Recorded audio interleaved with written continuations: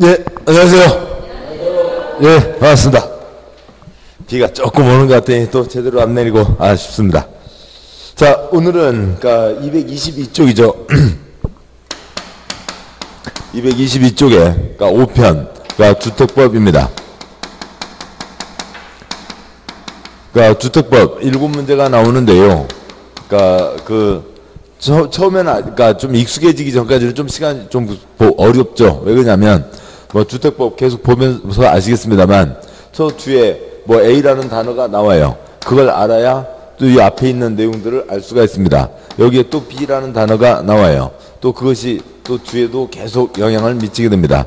그래서 뭐 이렇게 여러 가지 그러니까 건축법은 그냥 다 토막토막으로 가고 있었다면 주택법은 여러 가지 용어들이 서로 이렇게 영향을 주고받고 있어가지고 그러니까 한 두세 번을 세 번 정도를 보셔야 아 이게 지금 어떤 내용이구나라고 하는 것들이 좀 잡히게 됩니다. 그리고 우리가 살고 있는 주택 그 뭐 집에 대한 법이 아니라 곧 보겠습니다만 집장사가 집을 지어서 파는 거죠. 그래서 우리가 좀 익숙하게 자주 접하지 않았던 그런 내용들입니다.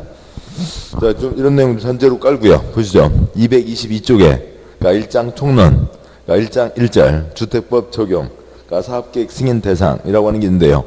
먼저 동그라미 1번 원칙. 한 번에 단독주택 경우 30호 이상, 공동주택 경우 30세대 이상, 리모델링 경우 증가하는 세대수가 30세대 이상의 주택건설 사업을 시행하려는 자 또는 10,000제곱미터 이상 대조성 사업을 시행하려는 자는 사업계획 승인권자에게 사업계획 승인을 받아야 된다. 사업계획 승인으로 지역 주택시장의 공급을 통제하겠다. 재량행위. 그래서 사업계획 승인을 내주고 말고 100% 관청 맘대로입니다. 그리고 사업주체란 사업계획 승인을 얻어 사업을 시행하는 자를 말한다. 라고 되어 있고 동그라미 1번 한 번에 30만 이상 때 주택법 적용이 되는 거죠. 다음 쪽에 동그라미 2번 예외 단독주택의 예외 50세 이상 때 사업계획 승인 받는 경우도 있고 3번 예외 공동주택 50세대 이상 때 사업계획 승인 받는 경우도 있습니다. 예외 갖고 나온 적 거의 없고 네, 그건 뒤에서 보도록 하시고 그 223쪽 셋째 줄 자리에 표가 있죠. 그러니까 그 표를 보면서 보도록 하시죠. 그러니까 집에 역시 지붕이 있으니까 건축물이죠. 그러니까 건축법이 있습니다. 그러니까 건축법이요. 그러니까 대한민국 모든 건축물 바닥 용도 29가지로 구분해 놨죠.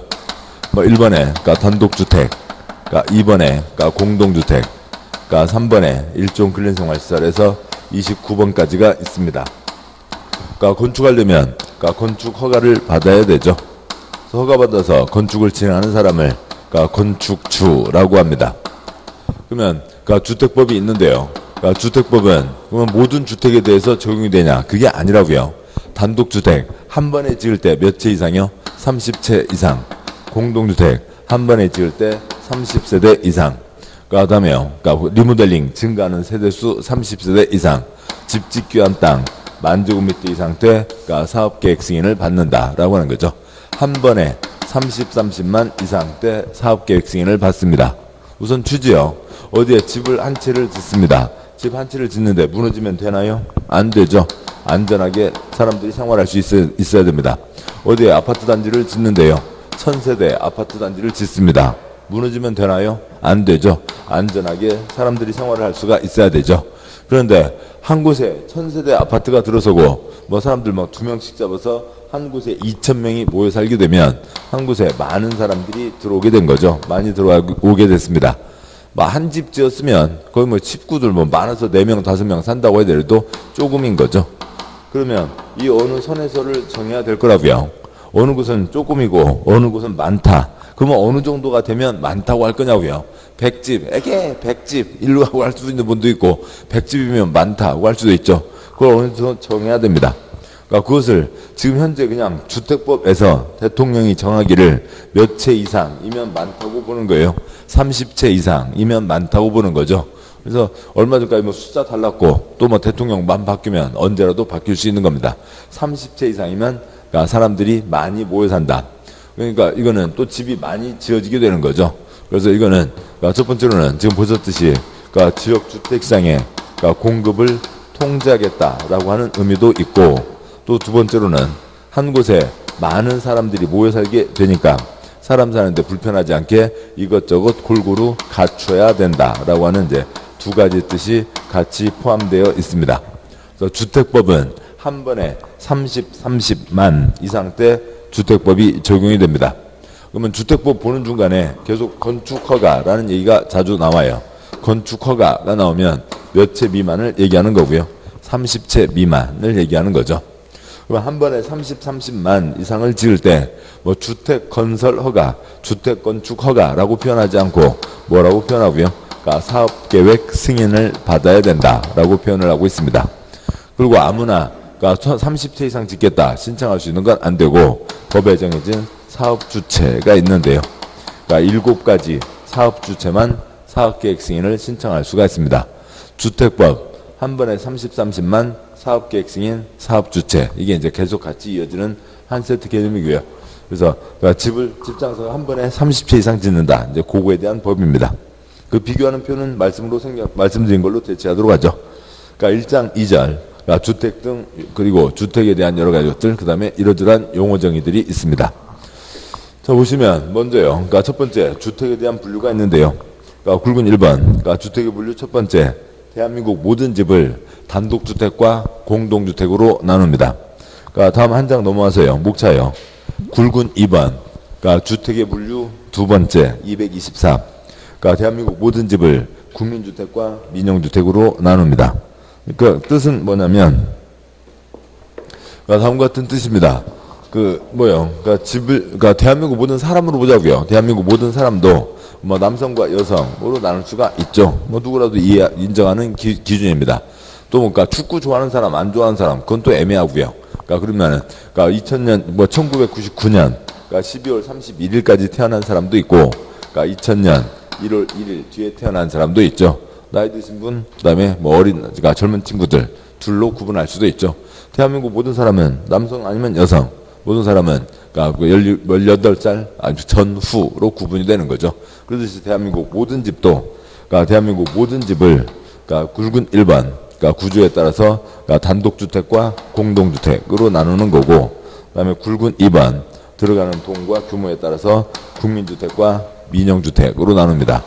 따라서 단독주택에 여성 중에 젊은 사람도 있고 나이 든 사람도 있고 그러잖아요. 그러듯이 단독주택에 국민주택, 민영주택이 있고, 국민주택에 단독주택, 공동주택이 있고, 뭐 그런 겁니다. 뭐 섞어서 뭐 묶어서 그러니까 비교하지는 않고요. 각각 범주가 그렇게 구분이 된다라고 하는 거죠.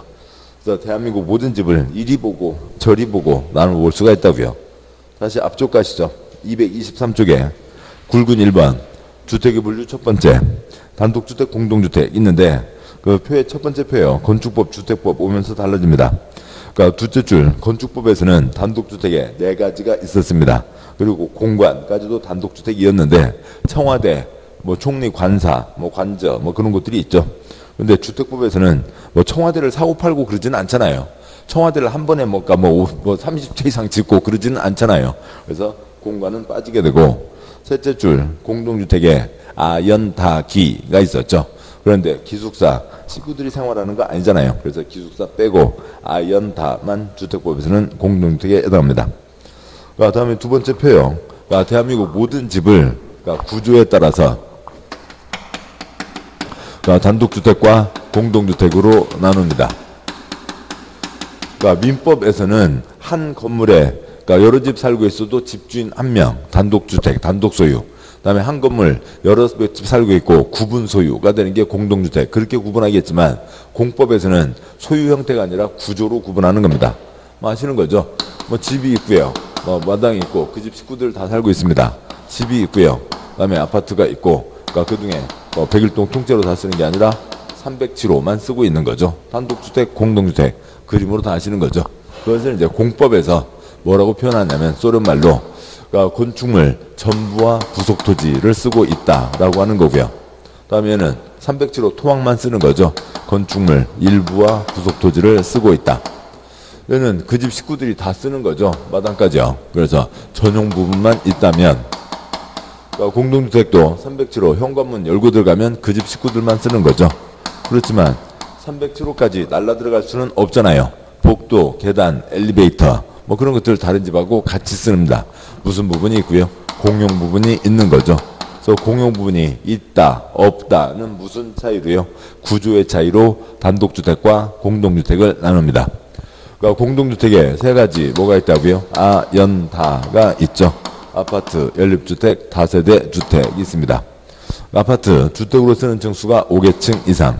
연립주택, 그러니까 주택으로 쓰는 층 4개층 이하이고 동당 660제곱미터 초과. 다세대 주택 4개층 이하이고 동당 660 이하인 거죠. 또 줄여서 할 때는 칠판이요. 아, 연다. 그러니까 5개층, 4개층, 660이죠. 그냥 손을 내시면 되죠. 5개층, 4개층, 660입니다. 5개층, 4개층, 660이면 5개층 이상, 4개층 이하, 660. 뭐 초과인지 이상인지 그런 장난은 안 나오는 거고요.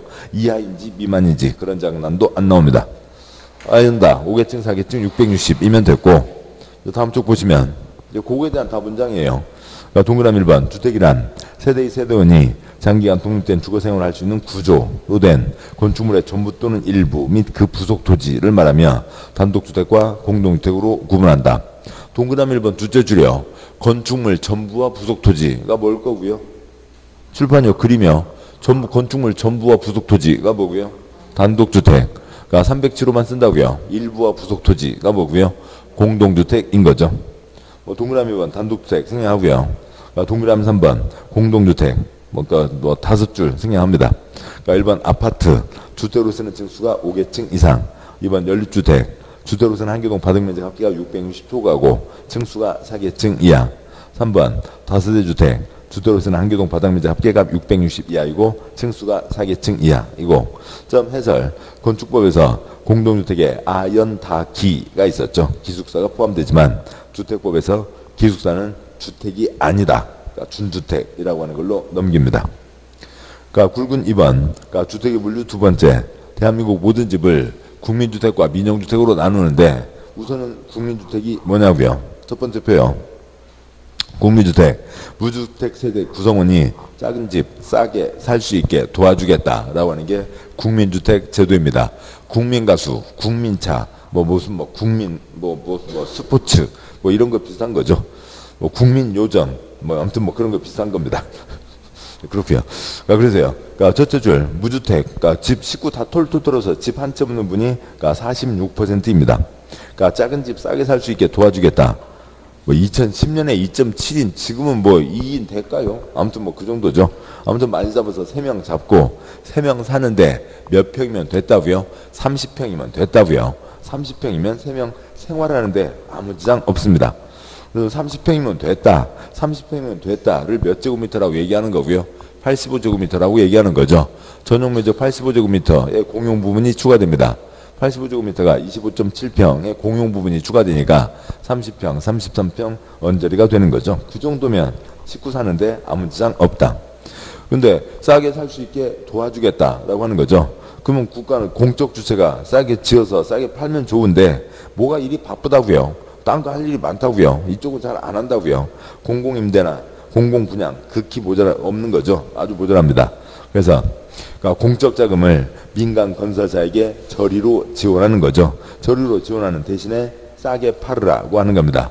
그래서 국민주택, 그러니까 99% 다 누가 지어요? 중소, 민간 건설사들이 짓는 겁니다. 누가 짓는 거하고 전혀 관계가 없고 그런 건 들어있지 않고, 그 다음에 국민주택 대부분 중소, 민간 건설사들이 짓고 있습니다. 그러니까 두 번째 표요. 그러니까 재원과 규모에 따른 분류. 대한민국 모든 집을 집 짓는 데 들어가는 돈, 그리고 몇 제곱미터냐에 따라서 대한민국 모든 집을 그러니까 국민주택과 그러니까 민영주택으로 나누는 거죠. 그러니까 국민주택이요. 그러니까 두 가지를 포함해서 국민주택이라고 하고 있습니다. 그러니까 공적 주체가 건설한 85제곱미터 이하. 그러니까 공적 자금이 들어간 85제곱미터 이하. 이상 두 가지를 그러니까 국민주택이라고 하고 있는데, 그러니까 지금 좀 전에 말씀드렸듯이 상황을 떠올리기 위해서 법적 정의는 이르지만 실제로는 뭐라고요? 이 공적 자금 들어간 85 이하가 대부분이죠. 공적 주체가 지은 85 이하, 그러니까 대한민국 집의 1%도 안 되고 있는 겁니다. 그러면 그래서 다음 쪽 와서 보시면 동그라미 2, 2, 5 동그라미 1번 국민주택 규모 30평이면 됐다 얘기를, 국민주택 규모란 주거 용도로 쓰는 면적이 1호 1세대당 85제곱미터 이하인 주택을 말한다. 25.7평 플러스 알파 30평 33평 단 수도권을 제외한 도시지역이 아닌 읍면지역은 어디요? 그냥 몰라요. 그냥 시골이요. 시골에서는 100제곱미터 이하인 주택을 말한다. 이 규정 만들어질 당시 시골에는 식구들이 좀 더 많이 살고 있었습니다. 85 이하가 원칙, 100까지 알 수도 있다. 동그라미 2번 구문주택이란 다음 어느 하나에 해당하는 주택으로 구문주택 규모 이하인 주택을 말한다. 그러니까 다음의 어느 하나로서 구문주택 규모 이하니까 구문주택 규모 이하 85 이하는 1번, 2번에 다 붙게 되는 거죠. 1번 국가, 지방자치단체, 토주택공사, 주택사 목적으로 설립된 지방공사, 공적주체가 건설하는 주택으로 85 이하. 2번 국가, 지방자치단체 재정이나 주택도시기금으로부터 자금을 지원받아 건설 개량되는 주택으로 85제곱미터 이하가 되는 거죠. 그냥 그래서 동그라미 2번 구문주택 정의는 그렇게 6줄이 되지만 칠판요. 줄이면 이거라고요. 공적 주체가 건설한 85 이하, 공적 자금 들어간 85 이하를 얘기합니다. 동그라미 3번 생략하고요. 그러니까 동그라미 4번 그러니까 민영주택, 그러니까 둘째 줄 괄호 민간이 건설한 주택 X 그게 아니라고요. 그걸로 2번 나왔지만 그러니까 2번 다 그렇게 나왔지만 그거 아니고 그러니까 법을 그렇게 이상하게 함정같이 그렇게 만들어 놓고 단어를 그게 또 아니라고 그걸 시험을 내고 있는 거죠. 그러니까 민영주택이란 민간이 운영한다든지 민간이 건설해서 지가 운영한다든지 그런 거하고 전혀 관계없이 국민주택을 제외한 주택을 말한다. 그러니까 7번 보시죠. 그러니까 공적 주체가 지은 105제곱미터 뭐예요? 민영주택이죠. 이게 아니면 민영주택이라고요. 그 다음에 공적 자금이 들어간 110제곱미터 뭐고요? 민영주택인 거죠. 그러니까 국민주택이 아닌 것을 얘기합니다. 저기까지 이 구분 가지고 그러니까 출제 횟수들이요. 띄엄띄엄 계속 보시다시피 아주 많이 나왔고 이 정도면 많이 나온 거죠. 그 다음에 이제 3번 이하에 집중해서 이러저러한 집들이 있습니다. 나머지는 그냥 집중해서 어떤 것들이 있는 거고 분류는 이 두 가지죠. 주택은 요렇게 분류할 수도 있고 요렇게 분류할 수도 있다. 그 다음에 굵은 3번 그러니까 공동주택 가운데 세대 구분형 공동주택이 있습니다. 아파트 새 방 치고 살자라고 하는 거죠. 그동안 워낙 큰 평수 많이 만들어 왔습니다. 자, 그런데 애기들 다 시집 장가가고 노부부 살고 계시는데 그냥 관리비만 나오고 별로 도움이 안 되는 거죠. 그래서 만약에 다음과 같은 그러니까 복도형 아파트가 있다고 치죠. 복도가 있고 그러니까 집이 있고 여기에 이제 현관이 이렇게 있었으면 여기 이제 문간방 있겠죠. 그러니까 문간방 있고 거실 있고 큰 안방 있고 그랬을 겁니다. 그렇게 돼 있다면 그러니까 이쪽에다가 그러니까 그냥 터서 가서 여기서 계속 한 집에서 생활하기는 쉽지 않잖아요. 그러니까 여기를 별도로 끊어서 처녀총각 아니면 젊은 신혼부부가 잠깐 살 수 있게 하자는 거죠. 다닐 수 있어야 되니까 여기 현관문 따로 있어야죠. 그러니까 아침에 씻고 저녁에 씻고 그다음에 밥 끓여 먹고 나와야 되니까 욕실과 부엌이 있어야 독립된 생활을 할 수가 있다라고 하는 거죠. 아파트 새방 치자는 겁니다. 동그라미 1번 세대구분형 공동주택이란 공동주택, 주택 내부 공간의 일부를 세대별로 구분하여 생활이 가능한 구조로 하되 구분해서 생활할 수 있어야 된다고요. 그 구분된 공간 일부에 대해서 구분 소유를 할 수 없는 101동의 307호 그러니까 구분 등기가 돼 있는데 또 그 집을 또 끊어서 또 팔아먹어요? 그건 안 된다고요. 구분 소유할 수 없는 주택으로 일정하게 건설된 주택을 말한다. 1번 각각의 공간마다 별도의 욕실, 부엌, 현관이 있어야 생활을 할 수가 있는 거죠. 독립된 생활을 할 수가 있습니다. 그러니까 2번 14제곱미터 이상. 그러니까 3번 하나의 세대가 통합하여 사용할 수 있도록 세대 간의 연결문, 경량구조의 경계벽을 설치할 것. 만약에 이쪽, 그러니까 마음이 상황이 바뀌었다고요. 그래서 그러니까 여기 총각 내보내고 그다음에 여기 터서 그러니까 식구들 할아버지 할머니랑 자녀들이랑 같이 생활할 수도 있죠. 터서 쓸 수 있어야 된다. 4번 세대구분형 공동주택은 주택단지 공동주택 전체 호수의 3분의 1을 넘어서는 안 되고 3분의 1 이하. 그 다음에 5번 역시 구분된 각각의 전용면적 합계가 전체 주거 전용면적 합계의 3분의 1을 넘지 않을 것. 이 새방 면적이 새방 개수가 새방을 치는 집이 전체의 3분의 1 이하. 그 다음에 새방 다 합쳤을 때 전체 면적의 3분의 1 이하. 새방 단지를 만들 수는 없죠. 구분 소유할 수 없다. 별도로 생활한다. 다 됐습니다. 3분의 1 이하다. 그 정도죠. 다음에 이제 226쪽 와서요. 그러니까 굵은 4번 공동주택 가운데 도시형 생활주택이 있습니다. 얘는 도심 내 소규모 주택을 공급하자라고 하는 거죠. 그동안 워낙 큰 평수를 많이 지어왔습니다. 그래서 이제 전철역 주변에 찌그만 집 상당히 넣자라고 하는 거죠. 그러니까 그게 도시형 생활주택입니다. 먼저요, 표 첫째 줄이요. 공동주택에 아연다가 있죠. 5계층, 4계층 660입니다. 그 중에 첫 번째 칸이요, 도시형 생활주택을 이 있는데 도시형 생활주택은 면적이 얼마 이하고요? 85 이하입니다. 둘째 줄이요. 첫 번째 칸 도시형 생활주택에 단지형도 있고 원룸형도 있습니다. 둘째 줄 단지형에는 아파트는 없고 단지형 연립주택, 단지형 다세대 주택이 있고, 근데 단지형 연립과 단지형 다세대는 원래 연립과 다세대는 4계층 이하인데 단지형은 한 층 더 얹어서 5계층 이하까지 할 수가 있습니다. 표의 셋째 줄이요. 원룸형이요. 원룸형, 원룸. 그러니까 영어로 원룸이라고요. 우리말로 뭐고요? 단칸방을 얘기하는 거죠. 단칸방을 얘기하는 겁니다. 그러니까 단칸방을 짓겠다고요. 그건 많이 지어도 되고 아파트, 그다음에 연립, 다세대 다 됩니다. 그런데 셋째 줄 원룸형은 몇 제곱미터 이하로 한다고요? 50제곱미터 이하로 한다. 그냥 법이 엉망진창이에요. 그렇게 돼 있어요. 첫 번째 칸 첫째 줄 도시형 생활주택은 85 이하인데 그 안에 있는 원룸형은 50 이하로 한다. 따라서 표의 넷째 줄이요. 도시형 생활주택 자체가 85 이하니까 85 초과 주택은 도시형 생활주택이 아닌 거죠. 그런데요. 두 번째 칸 아파트를 보시니까 단지형은 없고 원룸형만 있죠. 원룸형이 얼마 이하라고요? 면적이요? 50 이하이죠. 그러니까 도시형 생활주택 가운데 그러니까요. 둘째 줄, 넷째 줄에서 50 초과하는 아파트는 도시형 생활주택이 아닌 거죠. 두 번째 칸 이해되시나요? 예, 그러니까 지금 표가 네 줄, 둘째 줄, 셋째 줄이 도시형 생활주택이라고요. 그런 거죠. 그렇게 되어 있습니다. 이제 문장으로 보도록 하시죠. 양구 1번 청이 도시형 생활주택이란 300세대 미만 국민택 규모에 해당하는 주택으로 대통령 의자하는 주택을 말한다. 위 대통령 의자하는 주택이란 도시에 건설한 다음 주택을 말한다. 그래서 그 네 줄 앞서서요. 전철역 주변에 찌그만 집 상당히 지차고요. 전철역 주변에 셋째 줄 도시지역에 찌그만 집 얼마 이하요? 85 이하를 너무 많이 지으면 빈민가, 슬럼가가 되니까 1000세대까지는 안 되고 300세대 미만. 근데 어느 한 업자가 299채를 짓는 거니까 이것도 엄청나게 들어서게 되는 거죠. 또 그 한 동만 들어설 거냐고요. 그러니까 옆에 쭉 다 들어서겠죠. 그러면 엄청난 단지가 많은 집들이 만들어지게 됩니다. 아무튼 근데 단위로는 한 덩어리로는 300세대 미만이다라고 하는 거죠. 그러니까 1번 단칸방 원룸형 주택이 있죠. 세대별 주거 전용 면적은 50 이하이고 욕실 부엌이 있어야 생활이 가능하죠. 그다음에 그러니까 하나의 공간으로 구성할 것 주거 전용 면적 30제곱미터 이상이면 문 한 짝 더 달 수 있다. 두 개의 공간으로 구성할 수 있다.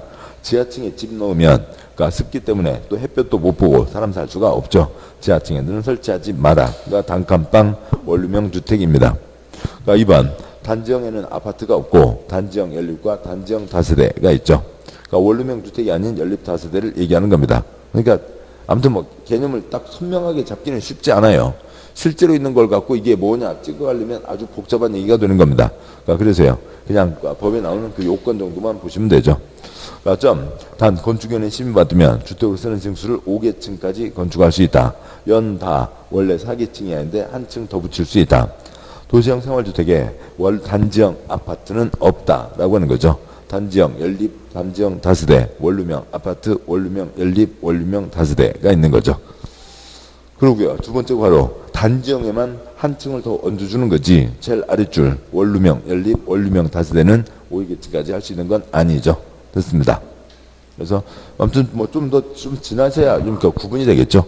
아무튼 다시 그냥 그 표 다시 보면 표의 둘째 줄, 셋째 줄이요. 도시형 생활주택이라는 것에 단지형도 있고 또 뭐도 있고요. 원룸형도 있는데 단지형에는 아파트 없고 연립과 다세대가 있고 원룸형에는 뭐가 있고요. 아연다가 다 된다라고 하는 거죠. 그런 겁니다. 뭐냐면 도시형 자체가 85 이하, 원룸형은 50 이하. 연다는 원래 4계층 이하. 지금 이런 예외가 계속 붙어 있는 거죠. 도시형 자체가 85 이하인데 그 중에서 얘는 얼마 이하고요? 50 이하인 거고요. 그러니까 애당초 연다가 얼마 이하인데요. 그러니까 연다가 4계층 이하인데 그러니까 이쪽 단지형은 얼마 이하로 하고요? 5계층 이하로 하고요. 그래서 원칙과 예외, 원칙과 예외가 막 이렇게 섞여 있는 거죠. 그걸 분류해 가시는데 그러니까 시간이 좀 걸리는 겁니다. 다음 쪽이요. 양괄호 2번 복합건축 여부. 동그라미 1번 셋째 줄. 대표적인 예로 주차장 설치 기준이 크게 다르다고요. 지금은 좀 뭐 숫자들이 바뀌어 있습니다만 이 도시형이 아닌 도시형이 지금 이렇게 구분이 돼야죠. 그러니까 도시형이 아닌 그러니까 일반 주택들은 한 세대당 주차 한 면씩은 갖춰야 됩니다. 자, 그런데요. 그러니까 이쪽은 그러니까 단지형은 옛날에 뭐 6집, 8집에 한 면. 그러니까 다음에요. 그러니까 이쪽은 12집, 14집에 한 면. 뭐 이렇게까지 된 적이 있었습니다. 자, 그러니까 주차장, 그러니까 한 동에 섞어지면 이 동에 이것저것이 섞여 있으면 요 앞에 주차장 갖고 쌈 생기겠죠. 그러니까 어느 집은 14집에 한 면이 있고 18집에 한 면이 주어져 있고 한 집마다 한 면인데 그 뭔가 그 어디 뭔가 오래된 주택가요. 뭐 서울 그러니까 수도권에 있듯이 그러니까 그 다 주차 구역마다 번호가 써져 있고 다른 차 들어와서 그냥 서기만 하면 바로 스티커 떼고 아니면 견인해 가는 그런 자리가 아니고서는 맨날 이 주차장 갖고 싸움 생길 거잖아요. 그러니까 섞어짓지 말라고요. 이것저것 섞어짓지 마라.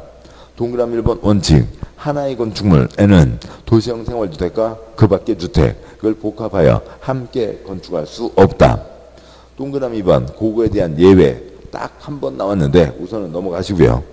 동그라미 3번 하나의 건축물에는 단지형, 연립단지형 다세대와 원룸형을 함께 건축할 수 없다. 뭐 칠번 보시죠. 이거 보시자고요. 여기는 한 세대가 한 명 갖고 한 집에서 쓰고 한 명 갖고 8집이 쓰고 한 명 갖고 14집이 쓰고 있다고요. 이걸 섞어 놓으면 매번 쌈이 생긴다고요. 그래서 일반 주택과 도시형 동그라미 1번은 일반 주택과 도시형을 섞을 수도 없고 동그라미 3번은 단지형과 그러니까 원룸형을 섞을 수도 없다. 그게 원칙이라는 거죠. 뭐 동그라미 4번 생략하고요. 그 아래 표가 있죠. 뭐 요즘에는 이제 뭐 사회적으로 문제가 되고 있는 정도죠. 워낙 찌끔한 평수들만 짓다 보니까 그러니까 공실률 50%가 높고 그러니까 또 이제 생활이 이제 거의 뭐 빈민가 수준으로 아주 그러니까 슬럼가가 되다시피 이상한 사회적으로 문제가 되고 있습니다. 그래서 요즘에는 혜택을 좀 줄이고는 있습니다만 뭐 워낙 혜택이 심했던 거였죠. 아무튼 뭔가 이 주차면 때문에도 그러니까 땅을 적게 갖고 있어도 집 장사를 할 수가 있잖아요. 그래서 막 그 난리가 벌어졌던 거였죠. 아무튼 여러 가지 혜택이 주어지고 있습니다. 그러니까 표 5줄이요. 그러니까 둘째 줄 이제 뒤에서 볼 내용들인데 먼저 짚고 가시자고요. 그러니까 곧 앞에서 잠깐 봤었죠. 한 번에 30만 이상 하려면 사업계획 승인을 받아야 되는데 오른쪽 한 번에 50세대 이상 때 사업계획 승인을 받는다. 도시형 생활주택 가운데 단지형, 연립과 단지형 다세대, 주거환경 개선사업, 주거환경 관리사업 할 때는 50세 이상 때 사업계획 승인. 셋째 줄, 연간 20만 이상을 하려면 국토장관에게 등록해야 되는데 오른쪽 도시형 생활주택과 원룸형 주택 플러스 도시형 이외 한 채를 지을 때는 꼭대기층 집주인 한 채, 그때는 연간 30세대 이상 때 사업계획 승인. 그 아랫줄, 관청에서 감리자를 집어넣는데 사업계획 승인권자가 감리자를 진행하는데 오른쪽 그러니까 공적 주체는 믿을 수 있으니까 문제가 없죠. 도시형 생활주택은 그러니까 사업주체 스스로 감리자를 지정한다. 지 친구 불러다가 쓸 수가 있다고요. 제일 아랫줄, 공공택지와 분양가 상한제 적용지역에서는 분양가 상한제가 적용되는데 오른쪽 도시형 생활주택, 그다음에 경제자유구역, 관광특구 어찌고 저찌고 도경관에 대해서는 분양가 상한제를 적용하지 않는다라고 하는 이런 혜택들이 그 각각 제도마다 띄엄띄엄들 계속 나오고 있습니다. 이상이 있고 그러니까 다음 쪽 오시죠. 그러니까 5번 뭐 기타 주택으로 뭐 동그라미 1번은 그냥 임대주택이 있는 거고요. 그러니까 동그라미 2번 토지 임대부 분양주택이 있습니다. 뭐 토지 임대부 분양주택이요. 그러니까 먼저 그 그림이 뭐 이렇게 해당하는 자리가 또 다 뒤에 있어서 뭐 그림 잠깐 뒤에 가서 보시면 그 책에 275쪽이요. 275쪽에 3장 6절 토지임대부 분양주택 있습니다. 1번 토지임대부 분양주택. 그러니까 A 집장사가 집 지어서 팝니다. 그러면 일반적으로 B 집을 살 때 콘크리트만 사요? 대지 지분도 사요? 대지 지분도 같이 사는 거죠. 그러니까 집값이 비싸죠. 콘크리트 값보다 땅값이 훨씬 더 비싸잖아요. 그런데 오른쪽이요. 그러니까 C가 집 지어서 파는데, 그러니까 C 땅은 누가 갖고요? C 집장사가 갖고 있고 D한테는 뭐만 판다고요? 콘크리트만 판다고요. 그러니까 그러면 집값이 비싸게 나와요? 싸게 나와요? 싸게 나오죠. 뭐 옛날 몇 년 전에 뭐 그러니까 한참 얘기됐었던 뭐 반값 주택 그런 것 중에 한 예가 되는 겁니다. 그래서 그러니까 집값을 싸게 하고 그다음에 땅을 안정적으로 쓸 수만 있으면 그러니까 뭐요 이거 사가지고 집값이 얼마가 뛰나 그 콘크리트 값이 뛰어요. 땅값이 뛰어요. 강남의 재건축 그렇게 비싸다 비싸고 펄쩍펄쩍 뛰는 이유가 땅값이 뛰는 거죠. 그러니까 그런데 그러니까 뭐 아무튼 그 걱정을 그 욕심만 아니면 식구들하고 편히 사는 데는 아무 지장 없죠. 그래서 땅은 빌려 쓰고 콘크리트만 소유한다라고 하는 거죠. 다시 돌아와서요. 228조 동그라미 2번 토지임대부 분양주택이란 토지 소유권은 사업계획 승인을 받아 토지임대부 분양주택 건설사업 시행하는 자가 가지고 그러니까 집장사가 땅은 갖고 있고 건축물 및 복리시설 단지 내 상가 같은 게 복리시설에 해당합니다. 그에 대한 소유권은 주택을 분양받은 자가 가지는 주택을 말한다. 콘크리트만 판다라고 하는 거죠. 점 생략합니다. 굵은 6번이요. 그러니까 준주택이 아닌 준주택이 있습니다. 준우승. 우승이에요? 아니에요? 아니죠. 준주택. 주택이에요? 아니에요? 아니라고요. 주택이 아닌데 사람들이 살고 있더라. 동그라미 1번. 주택 외의 건축물과 부속 토지로 주거시설로 이용 가능한 시설을 말한다. 그러니까 준주택에 뭐 둘째줄 동그라미 2번 둘째줄 준호 닭인 노가 있습니다. 준호가 그러니까 크게 외치는 거죠. 이제 닭이 그만 녹차를 사오라고 녹차를 닭이는 그만 사오고 준호 닭인 노 외쳤습니다. 오피스텔 다중생활시설 옛날 고시원형 기숙사 노인복지주택이 포함된다. 준오 닭이 노가 되는 거죠. 주택이 아니라고요. 그 아래표는 이제 그것을 강조하기 위한 겁니다. 그러니까 표가 첫 번째 칸에 세 줄이 있죠. 그래서 첫 번째 칸에 셋째 줄 그걸로 가보면 그러니까 기숙사는 건축법에서는 공동주택이지만 주택법에서는 그러니까 공동주택에 포함되지 않죠. 4번 다중생활시설 찌끔한 거는 단독주택 공동주택이 아니라 무슨 용도였고요? 그러니까 다중생활시설 500제곱미터 미만은 제2종 근린생활시설 용도인 거죠. 그 다음에 노인복주택은 주택이 아니라 노유자시설이었고 오피스텔은 그냥 오피스이죠. 사무실, 업무시설입니다. 다중생활시설 500제곱미터 이상은 숙박시설이죠. 주택이 아닌데 사람들이 오래 머무르고 살고 있더라. 그래서 거기에 대해서 이러저러한 규제도 하고 지원도 하겠다. 준주택이 있습니다. 뭐 다음 쪽에 굵은 7번 뭐 입주자 등 뭐 동그라미 1번 입주자란 끝에 있는 소유자 집가 소유자를 민법의 소유 개념을 주택법에서 입주라고 하고 동그라미 2번 사용자 바로 아랫줄 임차하여 사용하는 사람 그러니까 전월세에 들어오신 분이 사용자인 거죠. 뭐 관리주체는 우리 시험하고는 관계없습니다. 굵은 8번이요. 주택단지, 부대시설, 복리시설 등이 있죠. 동그라미 1번 주택단지란 주택건설 대조성 사업계획 승인을 받아 주택과 부대시설, 복리시설을 건설하거나 대지를 조성하는 데 사용되는 일단의 토지를 말한다. 아까 보셨죠? 한 번에 30만 이상 지역 주택성의 공급을 통제하겠다는 것도 있고 한 자리에 많은 사람들 모여 살게 되니까 이것저것 갖춰야 된다. 이게 우리가 알고 있는 아파트 단지인 거죠. 아파트 단지에 그러니까 주택만이 아니라 그러니까 이건 뭐냐면 30채 이상 때 이게 적용되니까 29채까지는 주택단지를 적용하지 않는 거죠. 그러니까 그러세요. 집만 지어서 팔아먹으면 되는 겁니다. 부대시설, 복리시설을 만들 필요가 없다고요. 30채 이상 때는 주택법 적용되고 주택단지 개념이 적용되니까 집만 지어서 팔아먹을 수는 없고 주택과 부대시설, 복리시설을 같이 한 세트로 넣어야 된다라고 하는 거죠. 자, 그런데요. 동그라미 2번 다음 시설로 분리된 토지는 각각 별개의 주택단지로 본다. 그러니까 단지가 있었는데요. 단지에 뭐 철도가 지나가게 됐습니다. 철도가 지나갔으면 그러니까 단지가 끊어지는 거죠. 그동안 A단지였지만 A단지, B단지로 끊어지게 됩니다. 그래서 별도의 부대 복리시설, 별도의 주택 부대 복리시설을 갖춰야 된다. 단지가 끊어진다. 각각이 하나의 단지가 된다. 뭐 철도, 고속도로, 자동차, 종용도로 뻔한 얘기고, 그러니까 2번 폭 20m 이상 일반도로, 3번 그러니까 폭 8m 이상 그러니까 도시군계획 예정도로가 있습니다. 그거 갖고 두 번이나 나왔네요. 그러니까 숫자는 외우셔야죠. 그냥 20m, 8m, 20m 도로가 지나가고 있으면 또 이제 성격은 좀 다릅니다만 도시군계획 예정도로 8m를 만들겠다고 하면 그래서 20m, 8m가 있고 뭐 4번부터 4-3까지는 생략합니다. 그래서 다 그러니까 철도가 지나가면 끊어진다. 20m, 8m 지나가면 끊어진다라고 하는 거죠. 그러니까 동그라미 3번, 그러니까 복리시설과 동그라미 4번 부대시설이 있는데 일단 문장 보기 전에 그러니까 이 그림부터 보고 가시죠. 그러니까 주택이요. 사람들이 살고 있는 거죠. 그런데 그러니까 주택단지니까 몇 채 이상이요? 30채 이상이잖아요. 우리 집 식구만 사는 거 아니죠. 다른 집, 옆집 식구들도 같이 살고 있습니다. 그래서 옆집 사람들과 함께 행복하고 편리하게 이용하시라는 게 뭐고요? 복리시설. 그러니까 술판요. 집을 짓는데 아파트 5계층 이상 나무로 5계층을 지을 수는 없죠. 콘크리트로 집을 짓게 됩니다. 콘크리트가 들어가니까 따라가는 콘크리트 아니면 같이 깔아놓는 아스팔트 뭐 그런 것들이 뭐고요? 부대시설이죠. 여기는 부대시설에는 사람이 오래 어슬렁거리면 이상한 거죠. 사람이 머무르는 게 아닙니다. 복리시설은 옆집 사람과 함께 행복하고 편리한 시간을 갖자는 거죠. 그 차이로 보시면 되고 아무튼 뭐 결론 어찌고 저찌고 결론 전투부대, 지원부대, 보급부대 뭐가 있고요? 관리부대가 있죠. 관리부대 뭐 하나면 끝났습니다.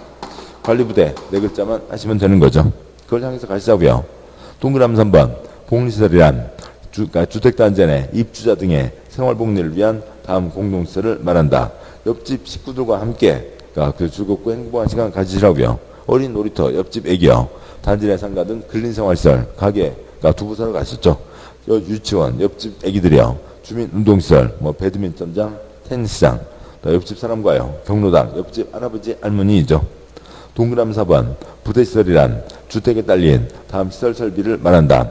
주차장, 사람 오래 어슬렁거리면 다들 걱정하죠. 초상은 왜 어슬렁거린대? 심란해집니다. 그 다음에 한 칸 넘어가세요. 담장. 담장에 사람 붙어 있으면 뭐고요? 도둑놈인 거죠. 그 다음에요. 주택단지 안에 도로 어슬렁거려도 주차장 어슬렁거리는 거 똑같고 건축 설비, 뭐 전봇대, 가로등 같은 곳에 사람 붙어 있으면 뭐 이상하죠. 뭐 매미예요. 매미도 아닌데 왜 전봇대, 가로등에 붙어 있냐고요. 이상하죠. 관리사무소가 있습니다. 두 번째, 관리사무소 항상 사람은 계시죠. 관리사무소 사람은 계시지만 칠판요 누구는 아니에요. 옆집 사람, 옆집 아저씨, 옆집 아줌마는 아니죠. 그래서 관리사무소는 지금 그거면 다 되는데 관리사무소 하나만 차이 좀 신경 쓰면 되죠. 관리사무소는 무슨 시설이라고요? 부대시설, 관리부대입니다. 관리부대. 뭐 동그라미 5번 혼합, 그러니까 분양과 임대를 합쳐서 지었다. 그러니까 이제 혼합인 거죠. 여기까지가 있습니다. 그래서 주택의 분류 이런 내용들이 있고, 그러니까 용어 정의들이요. 그러니까 주택의 분류가 중요한 거고, 그러니까 다음에요. 이제 또 2장, 그러니까 주택의 건설 시작하는데, 그러니까 2장 1절에 그러니까 리모델링 있습니다. 그러니까 리모델링까지 보시죠. 그러니까 뭐 양이 좀 됩니다만, 그러니까 굵은 1번이요. 그러니까 리모델링. 그러니까 리모델링에 대비되는 건 뭐고요? 재건축이죠. 그러니까 재건축은 그러니까 전부 철거하는 겁니다. 그러니까 전부 철거해서 그러니까 싹 걷어내고 새로 올리는 거라면, 그러니까 리모델링은 손대는 거죠. 그래서 일부 철거, 일부 존치. 그러니까 뭐가 좀 남아 있어야 돼요. 그러니까 기둥 4개라도 남아 있어야 리모델링이 되는 거죠. 그것까지 싹 걷어내면 재건축이 되는 겁니다. 그 표세요. 그러니까 근데 리모델링에 그러니까 대수선 리모델링도 있고 증축 리모델링도 있습니다. 그러니까 건축법에서 증축 등 건축하려면 뭐 받아야 돼요? 허가 받아야 되죠. 대수선 알려면 허가 받아야 되죠. 그래서 대수선 리모델링 알려면 뭐 받아야 되고요? 허가 받아야 되고, 증축 리모델링 알려면 허가 받아야 되죠. 주택법에서 리모델링 알려면 허가 받아야 된다고요. 어디 20층 아파트가 있는데 그 기둥 4개 놔두고 싹 걷어내고 다시 올리는데 엉망진창 되어서 무너지면 어떻게 할 거냐고요. 그러니까 주민들이 자기 마음대로 할 수는 없죠. 그래서 리모델링 다 금지되어 있고 도면이 기준에 맞냐 다 허가를 받아야 되는 겁니다. 그런데 대수선 리모델링은 몇 년 지나면 알 수 있고요. 10년 지나면 알 수 있고, 증축 리모델링은 몇 년 지나면 알 수 있고, 15년 지나면 알 수 있고, 증축 늘린다고요. 면적 몇 배까지요? 1.3배까지 늘릴 수가 있다. 그 표 아래로 이어지는 거예요. 그러니까 면적만 1.3배 늘릴 수도 있고 그 면적 1.3배에다가 그러니까 세대수 1.15배까지 늘릴 수가 있습니다. 뭐 1.15배 그러니까 100집이었으면 115집까지 지을 수가 있다라고 하는 거죠. 또 그 아래줄이요.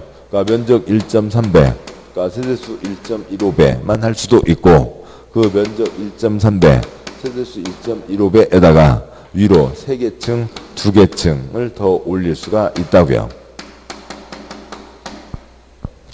뭐 3개층, 2개층까지를 올릴 수가 있다는 거죠. 옛날 거 아파트가 컸으면 기둥도 탄탄했겠죠. 더 높이 올릴 수 있고 3개층까지. 옛날에 아파트가 작았으면 기둥도 작았겠죠. 몇 개층까지만 올릴 수 있고요. 2개층까지만 올릴 수가 있습니다. 그러면 그러니까 두 번째 표는 이 집 채수를 1.15배, 세대수 1.15배를 늘린다고요. 그 이제 여러 가지 방법으로 하겠죠. 그 표세요. 두 번째 표의 첫째 줄, 그러니까 기존 1000세대가 모두 100제곱미터씩 갖고 있습니다. 뭐 합쳐서 10만 제곱미터죠. 그러니까 증축 리모델링을 한다고요. 1.3배 얼마까지 늘려요? 13만까지 갈 수가 있죠. 그러니까 첫 번째 칸이요. 세 칸 중에 첫 번째 칸 1000세대가 그러니까 130제곱미터씩 다 가져갔습니다. 리모델링 하는 거니까 뭐 받아야 되고요? 리모델링 허가 신청, 리모델링 허가 받아서 리모델링을 하는 거죠. 두 번째 칸이요. 1000세대가 129제곱미터씩 가져갔습니다. 12만 9천, 1000이 남았죠. 그래서 그러니까 100제곱미터씩 10채를 지을 수 있습니다. 10채 추가 건설, 세대수 증가됐죠. 그러니까 리모델링 허가 신청, 허가 받아서 리모델링 하면 됩니다.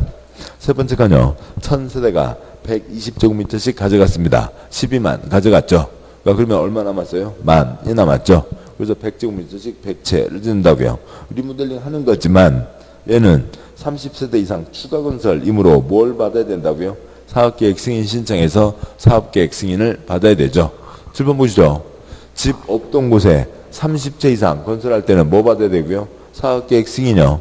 집 있던 곳에 30채 이상 추가 건설 하면 뭐 받아야 되고요? 사업계획 승인인 거죠. 30세대 이상 추가 건설은 사업계획 승인을 받아야 된다. 동그라미 1번 해설. 전부를 철거하고 새로 짓는 것은 재건축. 1%가 되었든 99%가 되었든 일부를 철거하고 대부분 새로 짓는 것은 노잼 리모델링이라고 한다. 뭐 동그라미 2번. 그러니까 리모델링에 대해서 요건들 지금 앞에 표에서 다 짚었습니다. 그러니까 굵은 2번이요. 그러니까 리모델링 주택조합과 입주자 대표회의에서 리모델링 허가를 신청한다. 양보 1번. 그러면 리모델링 주체 누가 나설 거냐고요. 누가 나서서 리모델링을 할 거냐. 그러니까 단독주택이면 집주인이 자기 소유니까 자기 거가 허가받아서 증축을 하거나 개축을 하거나 대수선을 하면 되겠죠. 근데 리모델링은 이건 여러 사람이 모여 있잖아요. 공동주택이니까 어떻게 할 거냐. 그거에 대한 거죠. 먼저요. 그러니까 첫째 줄 시군구에게 사용검사 받았으니까 사용검사 받은 그대로 사용해야죠. 근데 10년 지나서 대수선 리모델링 할 수 있고 15년 지나서 증축 리모델링 할 수가 있습니다. 그러니까 표의 오른쪽이요. 만약에 1000세대가 있는데 전원 찬성했다고요. 그런 건 있을 리가 없지만 아무튼 여차저차 해서요. 아무튼 뭐 있을 수도 있죠. 떼돈을 번다고요. 떼돈을 버는데 반대할 사람이 그렇게 많이 있지는 않을 거잖아요. 뭐 초조합장 그러니까 대표 체가 마음에 안 드는 거지. 그거 빼고는 다들 찬성할 수도 있습니다. 아무튼 전원 찬성한다고 치면 그러니까 이미 단지에는 뭐가 있으니까 입주자 대표회의가 있으니까 별도의 기구를 만들 필요가 없고 입주자 대표회의가 전원 찬성했으니까 별도의 동의를 받을 필요 없이 뭐 해서요. 리모델링 허가 신청 넣어서 표의 제일 아랫줄 시군구에게 리모델링 허가를 받고 그 다음에 리모델링을 하면 되죠. 그러니까 표 왼쪽이요. 그러니까 둘째 줄 일부 찬성 일부 반대 한다고요. 그러면 리모델링 추진 기구를 만들어야죠. 뭘 만들고요? 리모델링 주택조합을 만드는 겁니다. 리모델링 주택조합을 만드는데 설립 인가를 받기 위한 요건이 단지 전체를 리모델링 할 때는 전체의 3분의 2 각동 과반 결의가 필요하고 동만 리모델링 할 때는 동의 3분의 2 결의가 필요합니다. 그래서 리모델링 주택조합을 만들어요. 거기에서 리모델링 허가 신청 넣어서 허가를 받아야죠. 그러면 설립 인가를 받았으면 그로부터 2년 안에 리모델링 허가 신청을 들어가는 겁니다. 리모델링 허가 신청 들어갈 때는 다시 새로운 동의요. 얼마요? 전체 4분의 3 단지 전체 4분의 3 뭐 동마다 2분의 1 이상 아니면 그러니까 동만 할 때는 동 4분의 3 이상의 동의를 얻어 리모델링 허가 신청한다. 그 아랫줄이요. 그래서 시군구에게 리모델링 허가받아서 리모델링 하면 되는데 그 아랫줄의 제일 아랫줄 리모델링 주택조합 설립인가 신청 요건과 그다음에요. 그러니까 리모델링 허가 신청 요건이 다르다는 거죠. 뭐 리리삼은 또 뭐고요? 뭐 릴리리도 아니고요. 그러니까 보시죠. 그래서요. 그러니까 그쪽 리모델링 조합을 만들어서 진행을 하게 될 때, 그러니까 조합을 만들어서 그러니까 뽀개기 신청 들어가야죠. 그 표요. 그러니까 뭐 이게 뭐예요? 리사모. 그러니까 리모델링을 사랑하는 사람들의 모임. 그러니까 리모델링 조합 추진기구를 만드는 거죠. 그때는 얼마 동의를 받아서요? 3분의 2 이상 동의를 받아서 조합을 만드는 거고, 그러니까 조합이 이제 자 그러면 좀 더 다수의 동의를 얻어서 자 우리 이제 뽀개기 들어갑시다. 우리 단지 뽀개게 해주세요. 뽀개기 신청 들어갈 때는 얼마의 동의가 필요하고요? 4분의 3 동의가 필요한 거죠. 지금 뭘 하고 있다고요? 리모델링을 하고 있는 거죠. 출판 요금은 됐잖아요. 리모델링 할 때 그러니까 추진기구를 만들어서 뽀개기 신청 들어가는 건 아시죠? 추진체를 만들고 뽀개기 신청. 추진체를 만들 때는 얼마요? 2. 그 다음에 뽀개기 신청 때는 얼마고요? 3. 그러니까 리리 3이라고요. 뭐 릴리는 아니고요. 리리 3. 그래서 조합 만드는 것과 뽀개기 신청이 다르다라고 하는 거죠. 됐습니다. 뭐 동그라미 1번. 그러니까 두째 줄 리모델링 하려면 셋째 줄 끝에 시군구의 시장군수구청장의 허가를 받아야 된다. 뭐 다음 쪽에 동그라미 2번. 그러니까 리모델링 주택조합이나 소유자 전원의 동의를 받은 입주자 대표회의가 시장군수구청장의 허가를 받아 리모델링 할 수 있다라고 하는 거고, 뭐 동그라미 3번, 4번 생략하고요. 양괄호 2번. 그러니까 리모델링 허가 기준. 동그라미 1번 동의 비율. 작은 1번은 주택법 관리 규정에 적용되는 겁니다. 주택의 관리 쪽에 걸려 있는 거에서 여기서는 초점 아니고, 작은 2번. 그러니까 리모델링, 그러니까 주택조합. 여기 이 숫자가 안 바뀌었군요.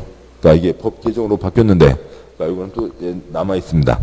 그러니까 리모델링 주택조합 2-1번. 그러니까 주택단지 전체를 리모델링 하는 경우에는 주택단지 전체 구분 소유자 및 의결권의 각 75%입니다. 그러니까 리리 3이라고요. 3이니까 얼마 3이요? 7분의 3이요? 4분의 3이요? 4분의 3이죠. 75% 이상 동의와 각 동별 구분 소유자 및 의결권의 각 50% 이상의 동의를 받아야 하며, 바로 다 빼고요. 그러니까 2-2번. 그러니까 동을 리모델링 하는 경우에는 그 동 구분 소유자 의결권의 각 75%입니다. 80에서 75로 바뀌었습니다. 그래서 4분의 3 이거 3번 입주자 대표회의는 뭐 당연히 두째 줄 주택단지 소유자 전원의 동의가 있으면 따로 기구를 만들 필요가 없고 입주자 대표회의가 한다라고 하는 거죠. 됐습니다. 다음 거 세부적인 내용 생략하고요. 다음 쪽에 양괄호 3번 리모델링 허가를 받는다. 뭐 그거면 됐습니다. 양괄호 4번 리모델링을 위한 시공자 선정. 돈 줘서 일을 시키는 거죠. 그래서 공사 도급 계약을 체결하는 겁니다. 동그라미 1번 위 리모델링 하는 경우 설립인가 받는 리모델링 주택조합의 총회 또는 소유자 전원의 동의를 받은 입주자 대표회의에서 건설업자, 어찌고법 건설업자 또는 저찌고법의 건설업자로 보는 등록사업자를 시공자로 선정한다 라고 되어 있죠. 우선 이게 무슨 소리인지는 좀 요거는 아시는 거고, 양괄호 4번에 비교되는 걸 하기가 뭐 뒤에서 볼 내용입니다만 우선은 써두시면 양괄호 4번에 동그라미 1번 시공자를 선정한다고 되어 있죠. 시공자를 선정한다. 그 옆에다가 공동시행 X 쓰시고요. 시공자를 선정하는 거지 공동시행 하는 게 아니죠. 어디 뭐 아파트에서요. 그러니까 조그만 리모델링, 뭐 욕조 뜯어내는 공사를 한다고 치자고요. 뭐 욕조 뜯어내는 공사, 아니면 뭐 벽체를 뭐 어떻게 뭐 내부 인테리어 공사한다고 치죠. 그러니까 308호 욕조 뜯어내는 공사를 합니다. 그러면 308호 아줌마하고 그 단지 인테리어 가게 아저씨하고 공동시행 하나요? 같이 꼭대기 들고 공동시행을 해요? 그게 아닌 거죠. 돈 줘서 일을 시키는 거죠. 돈 줘서 일을 시킨다. 도급계약을 체결한다. 그걸 동그라미 1번 뭐라고 한다고요? 시공자를 선정한다고 하는 거죠. 여기는 돈 줘서 일을 시키는 겁니다. 동그라미 2번 위 시공자 선정할 때 국토부 장관이 정하는 경쟁입찰 방법으로 해야 된다. 비리를 막기 위해서 경쟁 입찰로 하는 게 원칙. 또 그런데 뭐 어찌저찌고 단서 규정이 있을 수 있습니다. 자, 생략하고요. 다음 쪽 와서 양괄호 5번. 그러니까 리모델링 큰 공사죠.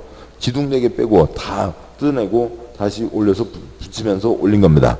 큰 공사니까 당연히 끝났으면 셋째 줄 시군구의 사용검사를 받아야 됩니다. 그러니까 굵은 3번, 그러니까 뭐 굵은 4번, 뭐 이 뒷내용 중에서 시험 나온 거 그렇게 많지 않습니다. 양과 1번 나온 적 없고요.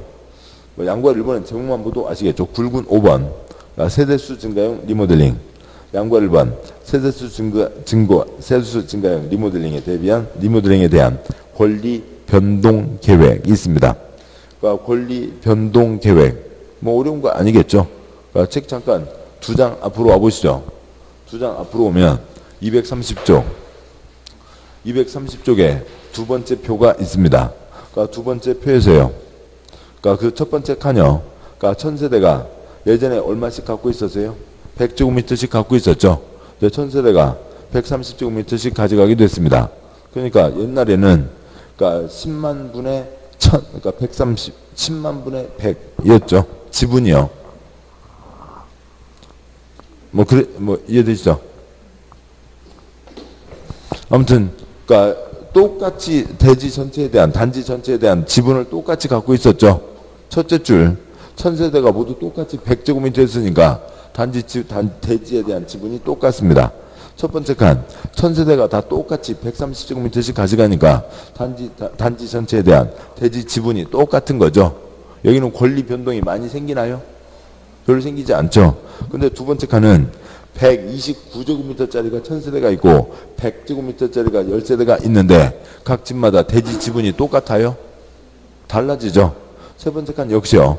120제곱미터가 1000세대가 있고 100제곱미터가 100세대가 있으니까 각 집마다 대지 지분이 달라지는 거죠. 그 계산하라고요. 뭐 어려운 계산은 아니지만 그런 계산들 다 해놔라 라고 하는 거죠. 그게 다시 2장 넘어와서 234쪽 그러니까 굵은 5번 양괄호 1번 세대수 증가형 리모델링에 대한 권리 변동 계획입니다. 다음 쪽이요. 235쪽에 양괄호 2번 세대수 증가형 리모델링에 대비한 리모델링 기본 계획이 있습니다. 그러니까 동그라미 1번 그러니까 리모델링 기본 계획 7번 보시죠. 리모델링은 지금 별별 경우가 다 있잖아요. 여러 가지 경우가 다 있는데 그 중에서 리모델링 기본 계획이라고 하면 동그라미 1번 리모델링 기본 계획은 이 중에서도 뭐에 대한 세대수 증가형 리모델링으로 인한 도시과밀, 이주수요 집중 등을 체계적으로 관리하기 위해서 수립하는 계획을 말한다. 7번 보시죠. 대수선, 그러니까 금강고 고칩니다. 벽적 금강고 고친다고요. 복잡할 이유가 없죠. 그 집 그대로라고요. 그러니까 그러니까 면적 증축만 합니다.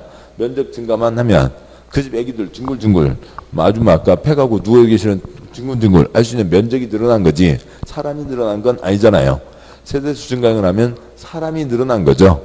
1.15배 1.15배만큼 집 채수가 많아졌고 사람이 들어오게 됩니다. 개발돼서 사람이 더 많이 들어오는데 시설 모자라면 안 되죠. 그래서 도시 과밀, 이주 수요 집중 등을 체계적으로 관리하기 위해서 수립하는 계획이 리모델링 기본계획. 이름은 칠판, 그러니까 이걸 구분하셔야죠. 그러니까 이름은 리모델링 기본계획이라고 돼 있지만 리모델링 중에서도 뭐에 대한 계획이라고요? 세대수 증가형에 대한 계획이 리모델링 기본계획입니다. 그러니까 동그라미 2번 계획 둘째 줄 몇 년 단위로 수립하고요. 10년 단위로 수립하고 점 이것저것 포함되는 사항 중에 작은 4번 세대수 증가에 따른 기반시설 영향 검토 그런 것들이 가장 중요한 거겠죠. 사람이 많아지니까 학교, 공원, 공영 주차장 뭐 이런 것들 다 따져봐야 됩니다. 동그라미 2번 둘째 줄 10년 단위로 수립한다. 동그라미 3번 검토하는 것도 있고 안 하는 것도 있지만 검토하면 몇 년마다 검토하고요. 5년마다 검토하는 거죠. 있습니다. 뭐 동그라미 5번 둘째 줄 그러니까 주민에게 공람하고 지방의 의견 듣고 셋째 줄 협의 거치고 넷째 줄 심의 거친다. 도시군관리계획 기본 절차하고 똑같은 거죠. 아무 차이 없습니다. 다음 쪽에 양괄호 3번 그러니까 굵은 6번 생략합니다. 여기까지 해서 건설 중에 리모델링까지를 보셨네요. 자 고생하셨고 잠깐 쉬고 그다음에 이제 2절 사업 주체로 가도록 하시죠. 잠깐 쉬겠습니다.